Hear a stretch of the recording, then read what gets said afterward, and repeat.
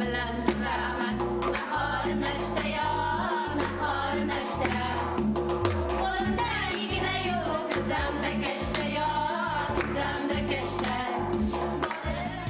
Xalqimizning qadimiy tarixi, boy madaniyati va ezgu qadriyatlarni o'zida yaqqol mujassam etgan ona tabiat va odamlar ruhiyatida yuz beradigan yasharish, yangilanish va yuksalishlarni asrlar davomida to'la namoyon qilib kelayotgan Navro'z eng ardoqli milliy bayramlarimizdan biri hisoblanadi. Zomin tumani maktabgacha va maktab ta'lim bo'limiga qarashli 23 davlat maktabgacha ta'lim tashkilotida bugungi shodiyona kunga bag'ishlangan bayram sayillari va ochiq mashg'ulotlar bo'lib o'tmoqda. Zomin tumani So'lim Kultepa qishlog'ida joylashib qad ko'targan Shirintoy nomli 23 bolalar bog'chasida Yurtimda bahor mavzusida ochiq mashg'ulot dasturimiz. Bu dasturimizni ochib berish uchun so'z navbatini bog'chamiz mudirasi Eshqululloh Jahon Jo'raboyevaga beramiz. Bayramimizni yurtimizda keng nishonlanishini hammamiz o'zimizning hissamizni qo'shib boryapmiz. Mana bugun ham bizning Shirintoy nomli bog'chamizda ochiq mashg'ulotimiz, ya'ni xush kelibsan Navro'z oyi, ya'ni bahor bayramiga moslashgan ochiq mashg'ulotimizni bugundan boshlab ochiq deb e'lon qilaman.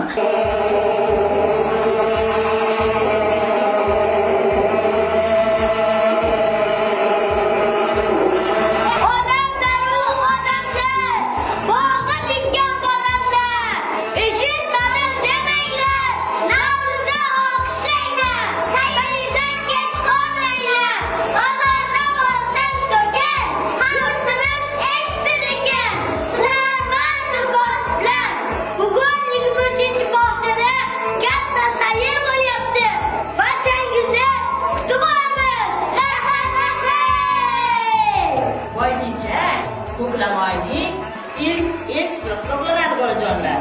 Boy chechaklarni olib, xonadonlarga kirib, qolgan qish fasli bilan xayrlashib, buni bobojon va momojonlarimizga yetkazaylik.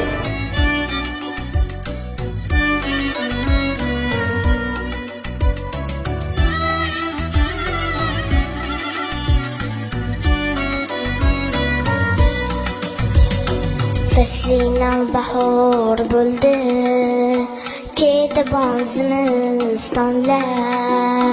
Faslinam bahor bo'ldi, ketibon zimistonlar. Navro'z azaldan xolis niyat kishilarning sevimli ayyom bo'lib kelgan. O'sha kunlarda hatto urush janjallar ham to'xtagan, gina qudratlar kechib yuborilgan, shohlar el ichida eng munosib kishilarni taqdirlagan.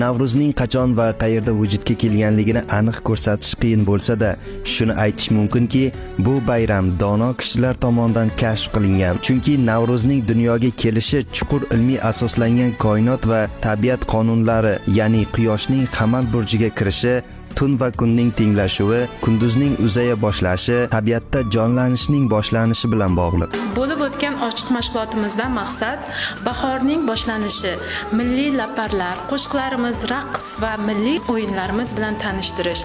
Ushbu tadbirda, ya'ni ochiq mashg'ulotimizda tarbiyachilar bilan hamjihat bo'lib, milliylik qadriyatimiz haqida ma'lumot berdik.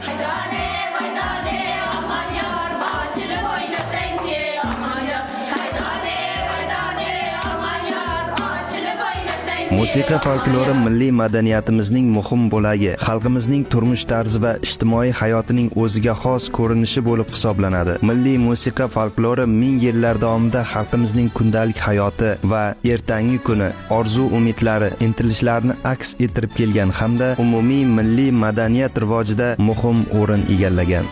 Shirintoy nomli 23-bog'chamizda yurtimda bahor mavzusida katta ochiq mashg'ulot dasturimiz bo'lib o'tdi.